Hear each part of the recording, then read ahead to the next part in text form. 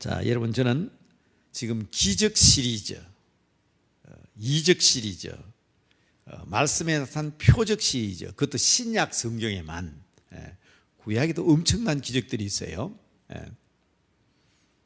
제가 일일이 헤아려 보지 않았지만 엘리야에게 8가지, 엘리사에게 16가지, 그것만 해도 24가지잖아요. 구약 성경에는 더 많은 기적들이 있습니다. 그렇지만 신약 성경에만 제가 45개를 찾았다 그랬지요.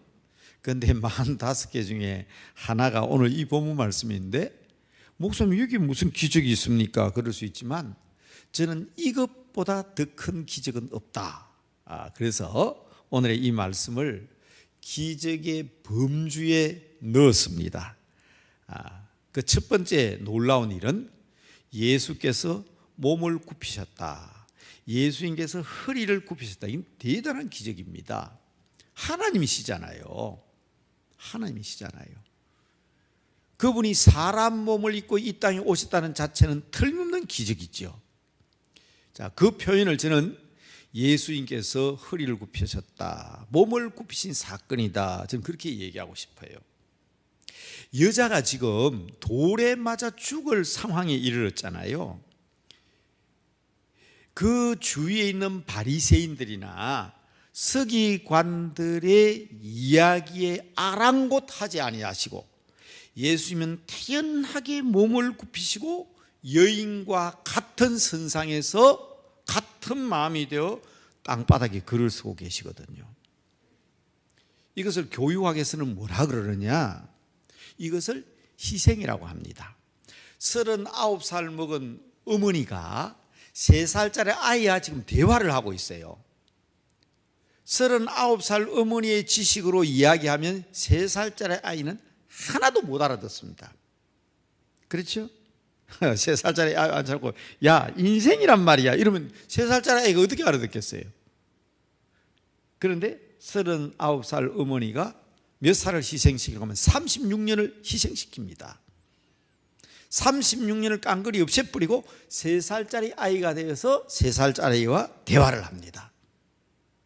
까꿍 오르륵 그러면 애가 까르르 웃잖아요. 그건 3살짜리 아이 대화거든.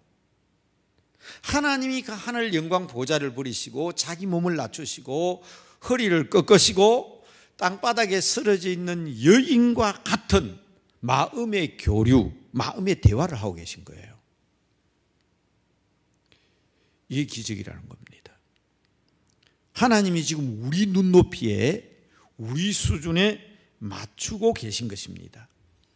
그래서 저는 이것을, 이 몸을 굽히신 것을 우리 주님께서 행하신 첫 번째 기적이다. 하나님이 여러분들의 수준과 같이 안 맞추어 주시면 여러분 하나님과 어떻게 대화하겠어요? 여러분 찬송하고 기도할 수 있도록 우리의 음성을 들으시고 우리의 찬양과 찬송을 들으시고 우리에게 응답하시는 자체가 하나님께서 몸을 굽히신 겁니다. 그리고 주님께서는 땅바닥에 글을 쓰고 계세요. 이것도 아주 재밌는 표현이잖아요. 여러분 땅바닥에 뭐라고 썼을까요?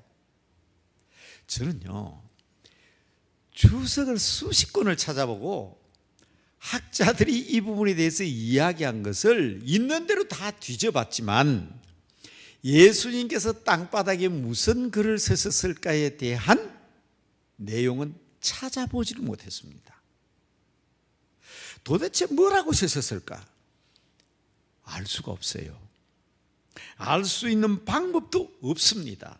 그런데 성경에는 예수님께서 땅바닥에 글을 쓰셨어요.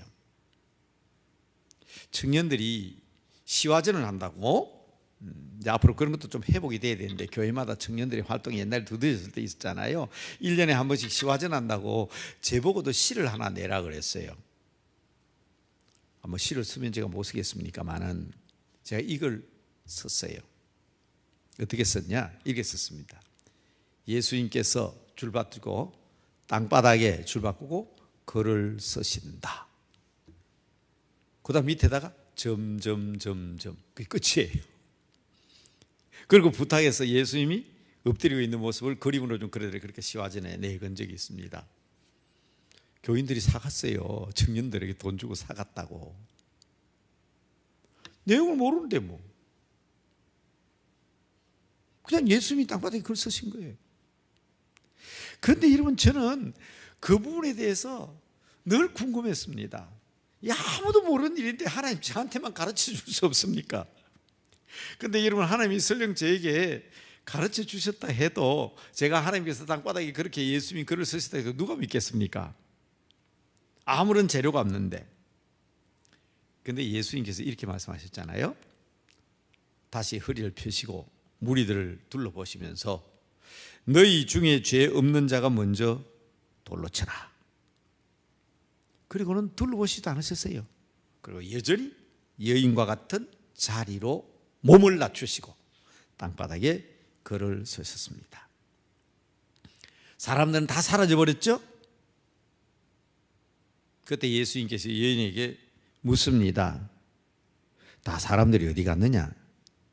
너를 고발한 자들이 어디로 갔느냐? 아무도 없습니다.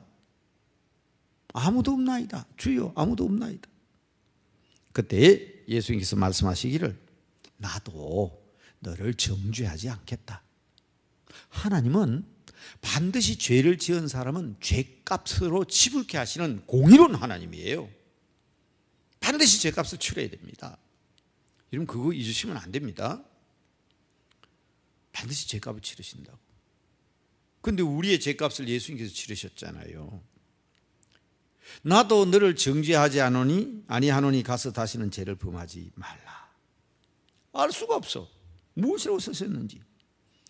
그러나 여러분, 이 첫 번째 기적을 바로 이해할 때 그 뜻을 이해할 수 있습니다.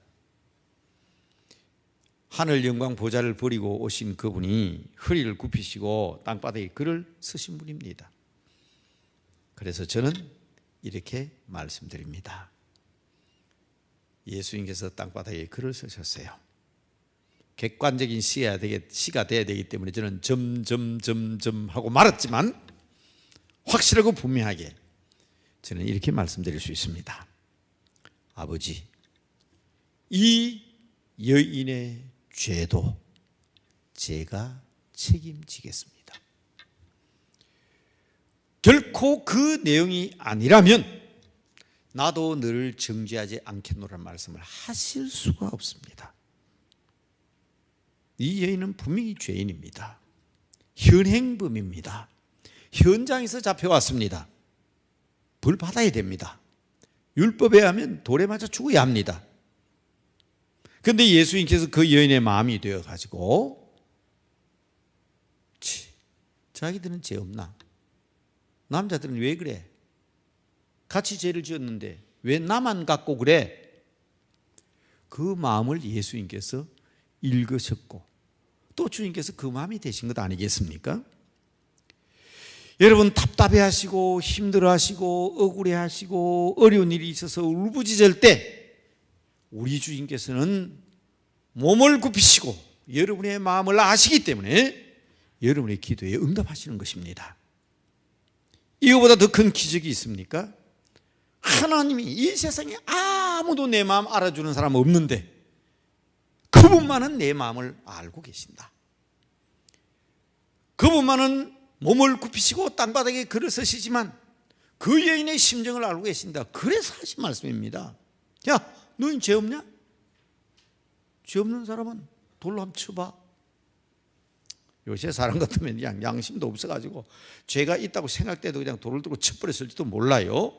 그런데 오늘 본문에 보면 분명히 양심의 가책을 느껴 어른으로부터 젊은이까지 한 사람씩 한 사람이 다 사라졌다.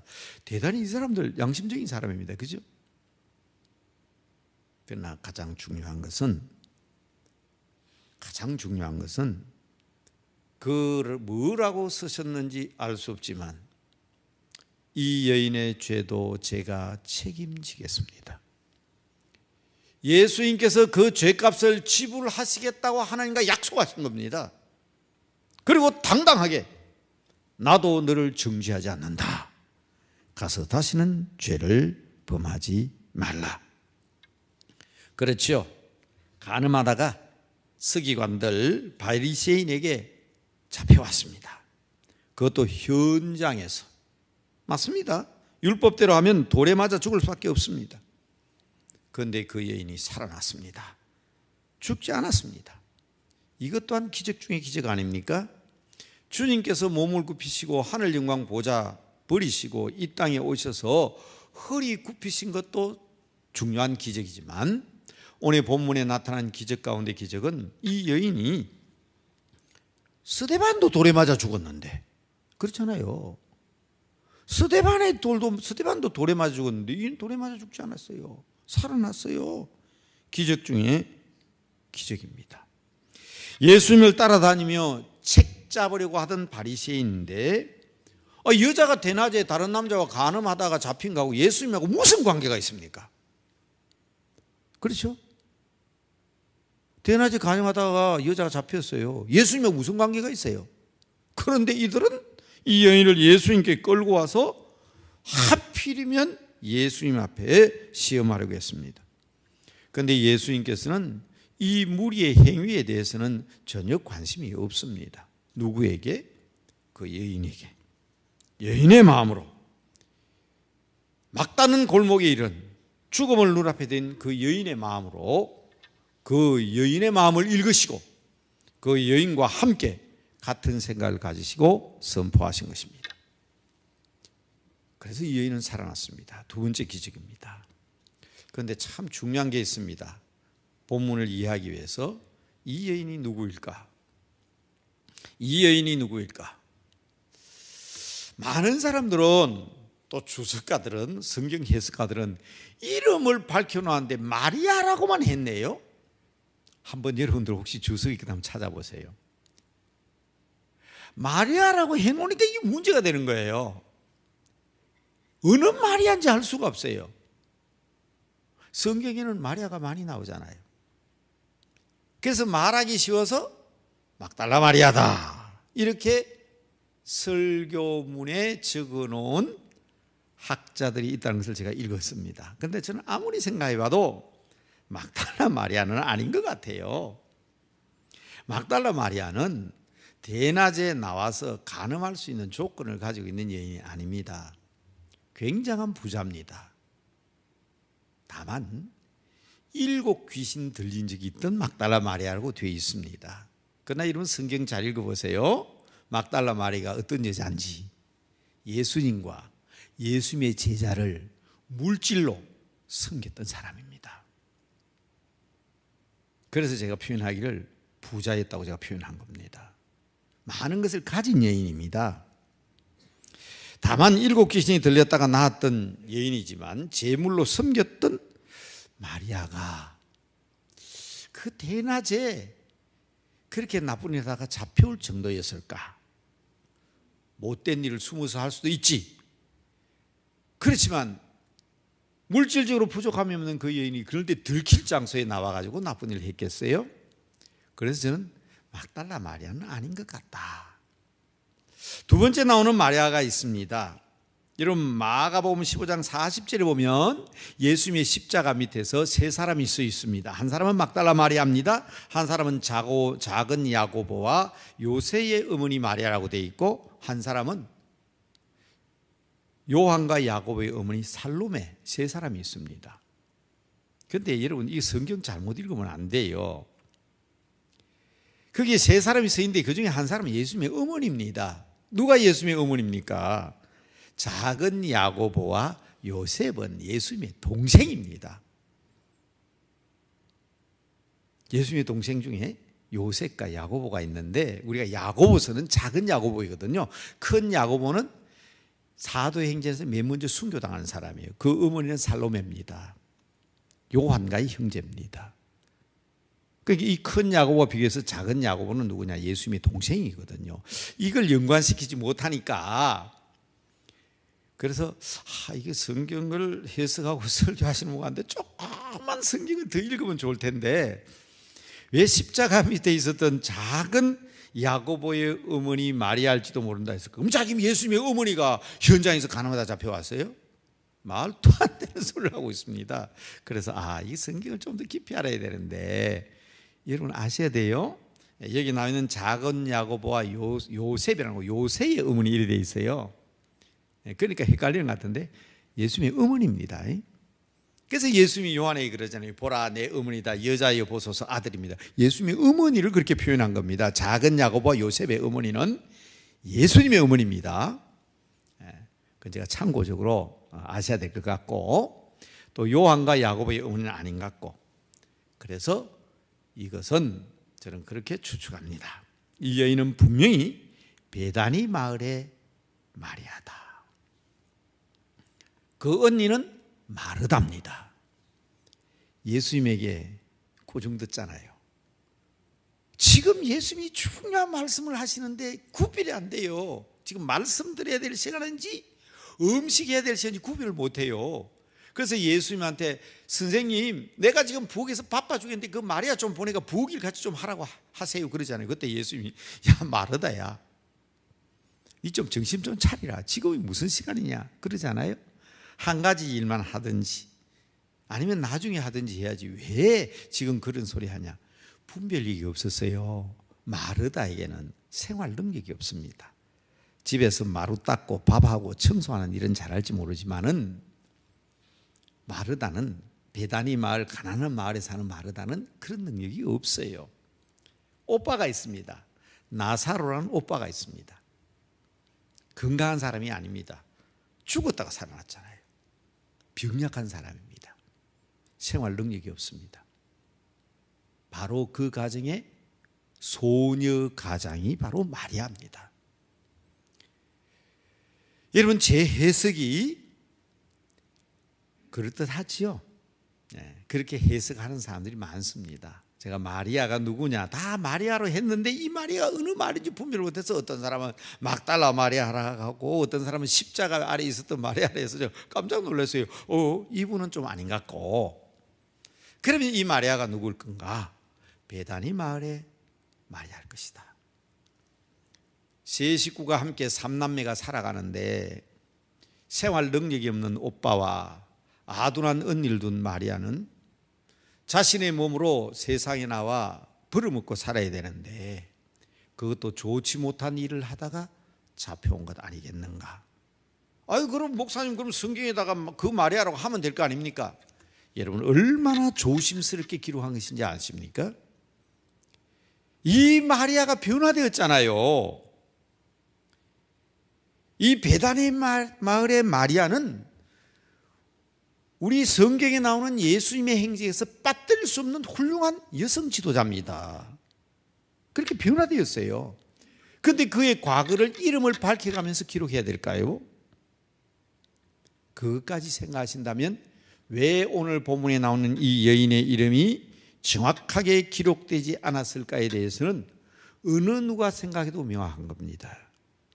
요한이 요한복음 8장을 기록하면서 그 이름을 밝히지 않은 데 대해서는 의심의 여지가 없습니다. 그것은 바로 이 마리아가 변화되었기 때문입니다. 소녀 가장인 마리아가 가족을 위하여 몸부림치다가 죽음과 직면했습니다. 저는 이것이 세 번째 기적이라고 말씀드립니다. 왜냐하면 바로 이 여인이 예수님을 처음 만나게 된 장면이 바로 이 자리이기 때문입니다. 어떻게 예수님과 만날 수 있는 계기가 있었겠습니까? 우리같이 천하고 무능하고 전혀 관계없던, 제가 그런 간증이 했는가 모르지만요, 저는 초등학교 6학년 때 제 친구한테 십자가 선물을 하나 받았어요. 저희 고향에는 교회가 없습니다. 그런데 우리는 성당인데 그 면소재지에 성당이 하나 있었는데 이 친구로 바로 그 성당에 다니는가 봅니다. 바로 이 종로 5가에 지금 살고 있습니다. 그 친구가. 이 기공소를 하고 있습니다. 이 이빨하는 기공소 하는 친구가 지금 최하무개라고 지금 종로 5가에 살고 있습니다. 종로 5가역에서 나가면 우리 백주인 기념관 건너편 쪽에 공장을 얻어서 지금 기공소를 하고 있는 친구인데, 초등학교 6학년 때 이 친구가 저에게 십자가 선물을 줬어요. 그런데 그건 아마 천주교에서 있었던 것 같아요. 예수님이 십자가에 매달려 있는 요만 목걸이용 십자가였습니다. 도대체 이게 뭔지 설명해 준 사람이 알 길이 없어요. 그런데 미안합니다. 용서하고 들으세요. 그 십자가에 매달린 예수님이 남자인지 여자인지 저는 모르잖아요. 머리가 이만큼 따가면 털없이 여자인 것 같아요. 근데 수건을 가르는데 다리가 십자가에 보면 아주 섹시하게 생겼어요. 한참 사춘기에 들어가는 6학년이었던 저는 그것을 보고 그렇게 제 혼자 독백했던 적이 있는 것 같아요. 이 여자와 내가 결혼했으면 참 좋겠다. 진짜입니다. 저는 십자가 보고 그렇게 기도했던 사람이에요. 거기에 기도의 대상인 줄도 몰랐고 예수 소리 들어본 적도 없고 성경책 만져본 적도 없는데, 여러분 그때 저는 처음 십자가를 대면했습니다. 그런 사람이 어떻게 예수를 믿게 되고 목사 될 수 있을까요? 저는 지금도 그런 생각을 해봅니다. 야, 너 참 고생했지. 우리 남대문 교회에 우리 교회 왔다가 지금 우리 교회 안 나오십니다. 그 부인이 열심히 나오는데 우리 영순 권사님하고 같은 구역에서 열심히 나오셨는데 혹시 제게 누를 끼친다 이래가지고 지금 아마 종암교회인가 어디에 나오고 계실 겁니다. 제 고등학교 때의 국사 선생님이에요. 허만웅 선생님이란 분인데 우리 교회 이 부부 같이 들어오신 거예요. 그리고 제 방에 등록하고 제 방에 들어오면서 우리 허만웅 선생님이 탁 첫 마디가 뭔가 하면 손 목사, 너 정말 고등학교 때 고생 많이 했지? 나도 니한테 라면 몇 번 끓여줬잖아. 고등학교 선생님이 남대문 교회에서 그것도 근 40년 만에 만났는데 첫 마디가 그거였습니다. 너 고등학교 다닐 때 너 굶고 다니는 거 내가 볼 수가 없어서 너한테 라면 끓여줬잖아. 그때 제가 확 눈물이 났어요. 바로 우리 교회 남대문교회 3층 제 방에서 있었던 사건입니다. 잊고 있었어요. 국사 선생님이 기억할 정도로 저는 고등학교 때 밥을 못 먹고 다녔습니다. 3일 4일 만에 한 끼도 먹고 두 끼도 먹고 어떤 때는 일주일에 한두 끼만 먹을 때도 있었는데 선생님이 그걸 기억하시는 거예요. 우리 교장 선생님이 교직원 시간에 그랬대요. 회의 시간에 명색이 이 고등학교의 학생회장이란 놈이 있을 곳이 없어 밥을 굶고 교실에서 잠자고 있는데 선생님들이 그걸 몰라가 되느냐, 선생님들이 숙제 갈 때 데리고 자면 안 되겠냐, 그리고 선생님들이 라면을 하나씩 끓여주면 얼마나 좋으냐, 우리 교장 선생님이 그렇게 얘기하셨대요.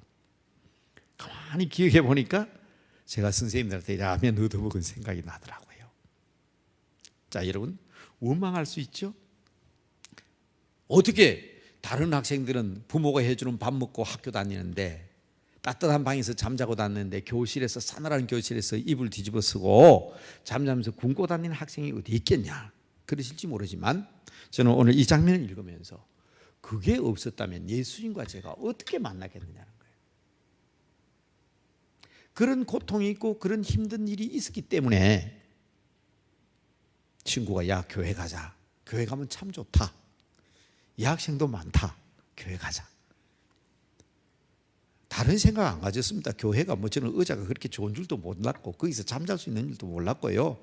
다만 교회 가면 여학생 많다는 생각 때문에 고등학교 3학년 때 나도 여학생 한번 사귀어 볼까 싶어서 갔는데 교회 가자마자 여학생 눈에 들도 안 하고요. 제일 먼저 눈에 띈 게 의자 아닙니까? 즉 장의자 두 개 딱 갖다 붙이니까 아주 멋진 침대예요. 스펀지 깔려 있지요. 넘어지지 않지요. 이런 보세요. 그런 장면이 없었다면, 그런 현장이 없었다면 주님을 만났겠습니까? 제가 교회 다녔겠냐고요.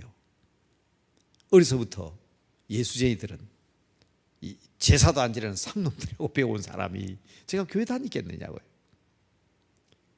그런데 여러분 보십시오. 이 여인이 죽을 곱이 막다른 골목에서 주님을 만납니다.